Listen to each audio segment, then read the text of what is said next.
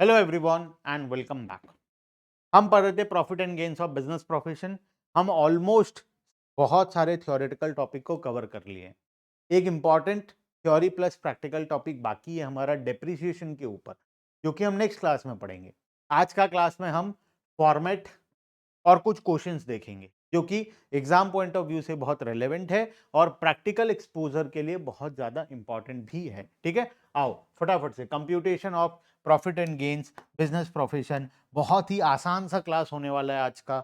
और आज हम फॉर्मेट के बारे में बात करेंगे कि किस फॉर्मेट में किस तरीके से हम income from business profession calculate करेंगे। ठीक है, देखो सबसे पहले तो प्रॉफिट एंड लॉस अकाउंट में जो प्रॉफिट या लॉस दिखा रहा है उसको लिख दो। अगर प्रॉफिट है तो प्रॉफिट लिख दो, लॉस है तो लॉस लिख दो। बैंक तुम जब भी बिजनेस करते हो तो एक प्रॉफिट एंड लॉस स्टेटमेंट बनाते हो, सेल्स परचेज सारे खर्चे को माइनस करके लास्ट में नेट प्रॉफिट निकलता है। अकाउंट्स में सीखे भी हो तो प्रॉफिट या लॉस जो भी आ रहा है वो लिख दो। वो लिखने के बाद कुछ आइटम को हमें ऐड करना पड़ेगा। Add expenses claimed but not allowed under the act. हम कुछ एक्सपेंस को क्लेम ऑलरेडी कर चुके हैं। हम हमारे प्रॉफिट में से कुछ एक्सपेंस को ऑलरेडी पहले माइनस कर चुके हैं, लेकिन वो एक्सपेंस इनकम टैक्स एक्ट में अलाउड नहीं है, तो हमें उसको फिर से ऐड करना पड़ेगा। ठीक है, क्या क्या है वो एक्सपेंस, पूरे लिस्ट दिए गए हैं। All provisions and reserves, all taxes, हर प्रकार का टैक्सेस, टैक्सेस का डिडक्शन लेना अलाउड नहीं है। प्रोविजंस और रिजर्व्स का डिडक्शन लेना अलाउड नहीं है। Rent paid of, all capital expense except on scientific research, ये सबको ऐड करना पड़ेगा। All capital loss, all charities and donations, all expense relating to other head of income, house property हो, other sources का कुछ है वो, cultivation expense, any interest on capital unless the amount is borrowed, all personal expenses, जो owner का personal expense है वो सब, कोई प्रकार का डेप्रीशिएशन जो रॉन्गली लिया गया है, गिफ्ट एंड प्रेजेंट्स, किसी को गिफ्ट दिए कुछ किए, एनी टाइप ऑफ फाइन और पेनल्टी, ये सब चीजों को तुम क्या करोगे, ऐड कर दोगे। ऐड करने के बाद ऐसे हजारों लिस्ट हैं। ये भी जो लिस्ट है ना ये कंप्लीट नहीं है। देखो कितना है, ये 34 आइटम्स हैं, लेकिन ये कंप्लीट नहीं है, मैं तुम्हें बता रहा हूं। इसके बाद और भी आइटम है, मतलब ये लिस्ट को याद रख पाना पॉसिबल। तो तुम्हें क्या सोचना है, तुम नॉर्मली क्या करोगे, जो प्रॉफिट एंड लॉस अकाउंट का प्रॉफिट है उसमें अगर कोई एक्सपेंस जो इनकम टैक्स एक्ट में अलाउड नहीं है वो माइनस कर चुके हो already profit and loss account में, तो उस एक्सपेंस को फिर से ऐड कर दोगे। और कोई ऐसा एक्सपेंस है जो कि माइनस होना चाहिए था लेकिन तुमने माइनस नहीं किया है, तो अब उसको तुम माइनस कर लोगे। तो अगर कोई ऐसा एक्सपेंस है जो माइनस नहीं हुआ है तो उसको माइनस करेंगे। हम यहां पर देखेंगे इलस्ट्रेशन नंबर 6, जहां पर हम समझेंगे कि कौन सा एक्सपेंस का क्या ट्रीटमेंट होता है, क्या ये अलाउड होता है या नॉट अलाउड होता है। ठीक है, state whether the following items are deductible और नॉट, अलाउड है या नहीं है वो तुम्हें बताना है। क्वेश्चन को देखते जाएंगे और करेंगे। अच्छा सर हम ये टॉपिक कब पढ़े, आप तो डायरेक्ट क्वेश्चन करा रहे हो, मैं जानता हूं मैं तुम्हें डायरेक्ट क्वेश्चन करा रहा हूं। ये क्वेश्चन तुम्हारे माइंड में आ रहा होगा कि सर आप पढ़ाई नहीं डायरेक्ट क्वेश्चन करवा रहे हो। यस, मैं डायरेक्ट क्वेश्चन करवा रहा हूं। क्यों करवा रहा हूं डायरेक्ट क्वेश्चन, क्वेश्चन से ही तुम्हें समझ में आ जाएगा क्या ऐड होता है क्या लेस होता है। हम अगर प्रोविजंस पढ़ने जाएं, प्रोविजंस को पढ़ें, कुछ प्रोविजंस ऐसे होते हैं जिनको तुम पूरा डिटेल में नहीं पढ़ सकते, वो हमारा मजबूरी है सिलेबस का, तो इस वजह से हमें उसे क्वेश्चंस के फॉर्मेट में पढ़ना पड़ रहा है। ठीक है, इस क्वेश्चंस के साथ साथ बहुत सारी नई चीजें आएंगी। जब कोई नया चीज आएगा मैं उसके बारे में तुम्हें अभी तुरंत इसी के साथ ही समझा दूंगा, तो वो टॉपिक तुम्हारा क्लियर हो जाएगा। ठीक है, आओ शुरू करते हैं क्वेश्चन नंबर 6।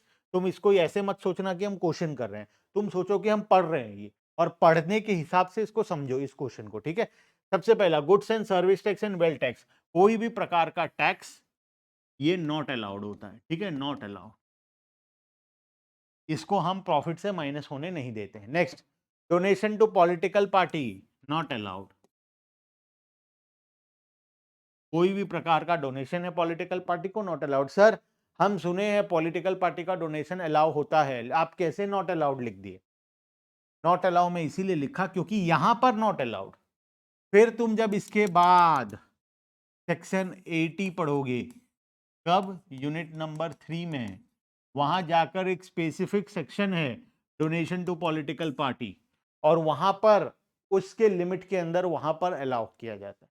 तो यहाँ पर नॉट अलाउड, पीजीबीपी में नो अलाउड, कोई भी प्रकार का अलाउंसेस नहीं मिलेगा यहाँ पर, तो ये अलाउड नहीं होगा, ये भी अलाउड नहीं होगा।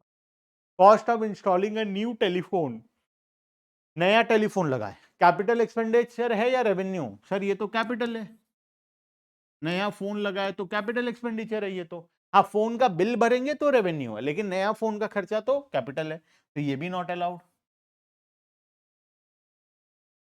ठीक है, उसके बाद fee paid to lawyer for drafting partnership deed, this is allowed. Partnership deed बनाने के लिए फी पेमेंट किए तो ये अलाउड है। अच्छा, अगर क्या ये प्रिलिमिनरी एक्सपेंस का पार्ट हो सकता है?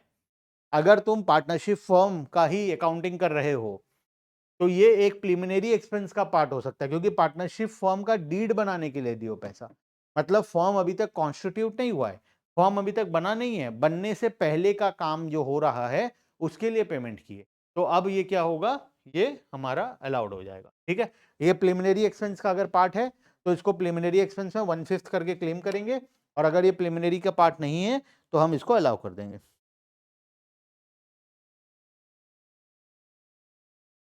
चलो नेक्स्ट। सर अगर ये कैपिटल एक्सपेंडिचर हुआ तो? हाँ, ये कैपिटल के तौर पर भी हो सकता है। ठीक है, ये कैपिटल के तौर पर भी हो सकता है। ठीक है, अच्छा अगर हम इसे कैपिटल एक्सपेंडिचर माने, क्योंकि पार्टनरशिप डीड जो ड्राफ्ट होता है ये वन टाइम एक्सपेंस होता है और ये किसी पार्टनरशिप फर्म को क्रिएट करने के लिए होता है। अच्छा, मैं अगर एज्यूम करूं कि ये पार्टनरशिप डीड में चेंजेस करने के लिए हो रहा है, मतलब पार्टनरशिप डीड मेरा ऑलरेडी बन गया था, अब मुझे एक पार्टनर को मान लो ऐड करना है या एक पार्टनर को हटाना है, ऐसा कुछ भी करना है छोटा मोटा, या एड्रेस चेंज करना है, तो मुझे नया पार्टनरशिप डीड बनाना पड़ रहा है, अमेंडेड डीड ऑफ पार्टनरशिप। तो उस केस में हम इसे अलाउ कर देंगे एक्सपेंडिचर में। लेकिन ये अगर पार्टनरशिप डीड पहली बार बन रहा है तो ये कैपिटल एक्सपेंडिचर का पार्ट हो सकता है, और अगर ये कैपिटल एक्सपेंडिचर माना जाए तो ये फिर नॉट अलाउड हो जाएगा। ठीक है, next, loss due to embezzlement by the employee, employee ने चोरी किया, क्या करें? क्या ये बिजनेस लॉस है? यस, ये बिजनेस लॉस ही है, this is a business loss, ये बिजनेस का पार्ट है, ये अलाउ किया जाएगा। ठीक है, next, penalty paid to custom authorities for violating custom laws, कोई भी प्रकार का पेनल्टी याद रखना अलाउड नहीं होता है। ठीक है, पेनल्टी का मतलब तुमने रूल्स एंड रेगुलेशन तोड़ा है, अगर तुमने रूल्स एंड रेगुलेशन तोड़ा है और उसके बदले में पेमेंट किया है तो फिर वो इनकम टैक्स में अलाउड नहीं होगा डिडक्शन के लिए। Commission paid while purchasing raw material allowed है, रॉ मटेरियल खरीदने के लिए कमीशन पे किए, बहुत अक्सर बहुत बार करना पड़ता है, दिस इज अलाउड। ठीक है, next, some amount paid to labour leader to call off the strike, strike से बचने के लिए ये पेमेंट करना पड़ा, क्या करें? क्या करें बताओ, क्या ये अलाउड होगा? हाँ सर, अलाउ होना चाहिए, ये भी एक बिजनेस का पार्ट है, यस, लेकिन क्या तुम्हारे पास इसका कोई प्रूफ है? क्या इसका प्रूफ मिलेगा? तुम प्रूफ दे पाओगे? ये तो वो एक प्रकार से घूसखोरी हो गया ना, ये थोड़ी वो हुआ कि कोई जेन्युइन एक्सपेंस हुआ। तो अगर तुम प्रूफ दे सकते हो, सामने वाला तुम्हें रसीद दिया है कि लो मैंने 1 लाख रुपया लिया स्ट्राइक को रोकने के लिए, क्या वो ऐसा देगा? नहीं देगा। तो अगर प्रूफ नहीं है तो फिर कैसे क्लेम करोगे? फिर तो अलाउड नहीं होगा। मतलब वैसे अगर प्रूफ तुम दिखा दो कि हमने पेमेंट किया है, उसका प्रूफ है, सामने वाला एग्री कर जाए हाँ हमने पैसा लिया है, तब तो ये अलाउड बिजनेस एक्सपेंस है। लेकिन अगर तुम प्रूफ नहीं दे पाए, जो कि प्रैक्टिकली तुम नहीं दे पाओगे, अगर प्रैक्टिकली किसी को घूस खिलाए हो स्ट्राइक को रोकने के लिए, तो क्या वो तुम्हें उसका रसीद देगा? नहीं देगा, है ना? तो प्रैक्टिकली ये नॉट अलाउड हो जाएगा। ठीक है, वैसे नहीं तो अलाउड है। नेक्स्ट, बैड डेट्स अलाउड है, बैड डेट मतलब तुम्हारा पैसा, उधार का पैसा डूब गया, वो अलाउड है। In the course of money lending business the SSC acquired certain properties in lieu of debts and held them as stock in trade. The properties were acquired were destroyed by action and by one action and the SSC claimed the loss of deduction. क्या ये allowed होगा? Loss को पहले हम property खरीदे, पहले हम property खरीद लिए थे, उसके बाद उसको स्टॉक इन ट्रेड में ले आए, तब जब लॉस हुआ प्रॉपर्टी क्या स्टॉक इन ट्रेड में था या नहीं था? स्टॉक इन ट्रेड में था। और अगर एक बिजनेस का स्टॉक का लॉस होता है मतलब वो बिजनेस का लॉस है और वो अलाउड होता है, तो ये भी allowed. Next, brokerage paid for raising a loan allowed, ये तो अलाउड होता है, लोन लेने के लिए कोई ब्रोकरेज देना पड़ा, ठीक है। 1000 was snatched from the cashier while he was going to bank to deposit the amount, allowed होगा ये भी। कोई पैसा खींच कर ले गया, तुम्हारे हाथ से पैसा चोरी हो गया, तो ये पैसा अलाउड होता है, ठीक है, ये भी एक बिजनेस का पार्ट है। Legal expense pay to protect the building of the business allowed है। 5,000 paid as commission to purchase machinery and 500 were also spend as travelling expense, ये भी अलाउड है। Subsidy received under export promotion scheme from, ये भी allowed है। सब कुछ allowed है। ये तो सारे बिजनेस के नॉर्मल एक्सपेंस हो गए ना, तो ये सब अलाउड होते हैं। तो यहाँ पर सॉल्यूशन दिया हुआ है, सॉल्यूशन के अकॉर्डिंग एक बार रीड कर लेना।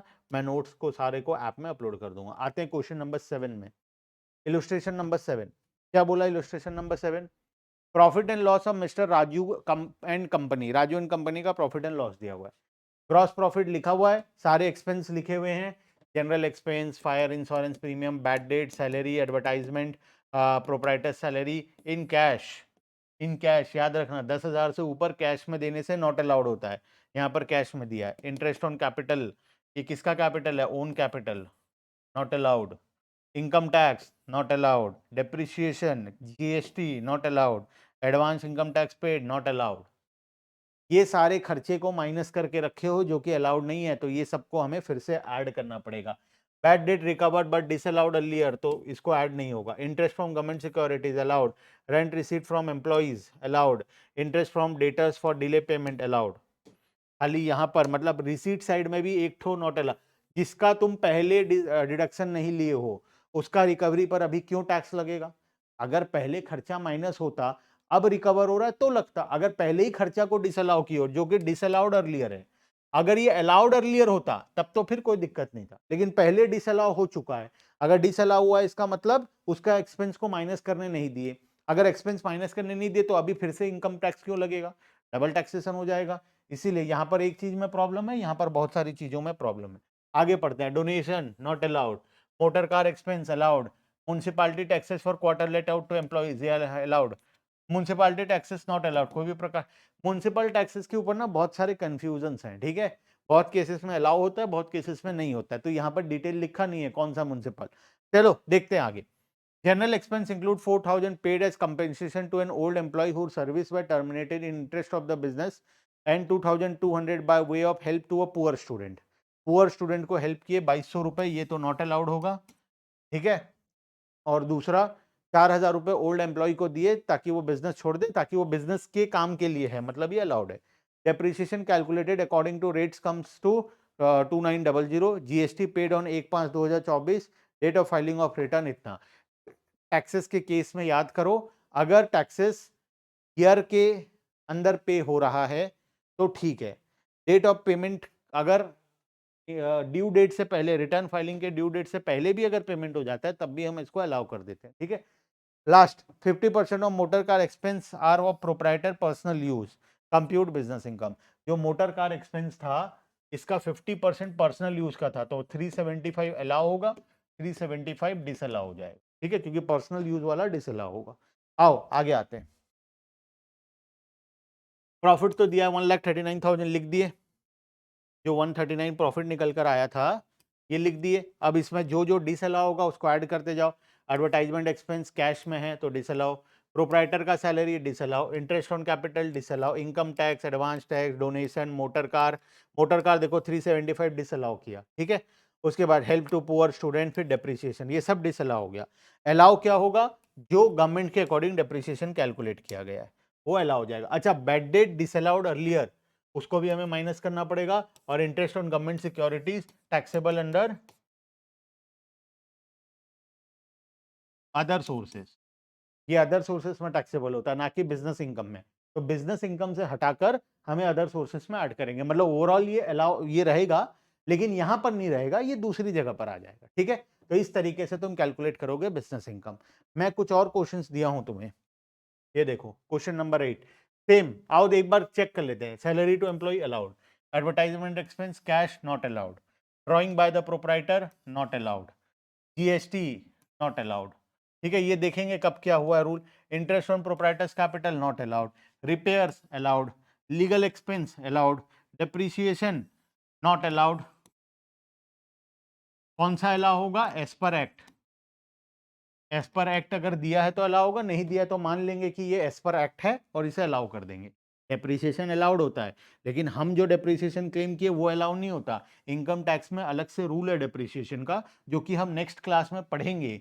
तो अगर एक्ट के हिसाब से है तो फिर अलाउ होगा, अगर एक्ट के हिसाब से नहीं है तो वो डिसअलाउ होगा। ठीक है, तो एक्ट के हिसाब से है या नहीं है वो लास्ट में दिया होगा।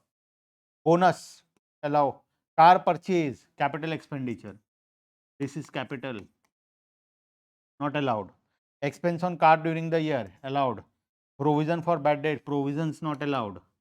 नेट प्रॉफिट आ गया। इधर देखते हैं interest on security taxable under other sources, income from house property, ये हाउस प्रॉपर्टी में चला जाएगा, यहां से हट जाएगा। Bad debt recovered allowed earlier, मतलब अभी टैक्सेबल होगा। देखो अलाउड अर्लियर है, वहां पर पिछले क्वेश्चन में क्या था, डिसअलाउड अर्लियर था, इसीलिए हम उसको हटाए थे। इस बार अलाउड अर्लियर वाला है, मतलब इस बार नहीं हटेगा, ये एज इट इज रहेगा। ठीक है, चलें आगे। यस सर, इसका सॉल्यूशन अगर देखोगे तो यहाँ पर कुछ इसके बारे में बोला गया है। Advertisement spent on insertion of newspaper, ठीक है। 3000 were spent on purchase of land and the included in legal expense.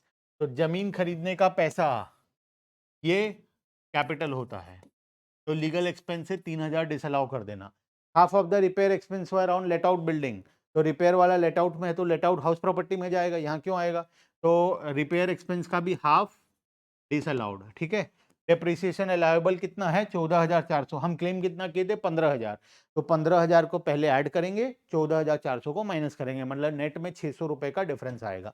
Bonus paid earlier employee, date of filing है, डेट ऑफ फाइलिंग से पहले पेमेंट हुआ है, अलाउ हो जाएगा बोनस। ठीक है, आ जाओ, यहाँ पे सॉल्यूशन दिया है। प्रॉफिट क्या क्या डिसअलाउ, ड्राइंग्स सब कुछ डिसअलाउ कर दिया, जो जो मैं बताया उसके अकॉर्डिंग कैलकुलेशन कर लिया। लास्ट में depreciation as per act allow कर दिया, यहाँ पे डेप्रिसिएशन डिसअलाउ किया था, कहाँ गया डेप्रिसिएशन, ये रहा, 15,000 डिसअलाउ किया, बाद में 14,400 अलाउ कर दिया, मतलब नेट में 600 रुपए का डिफरेंस आ गया।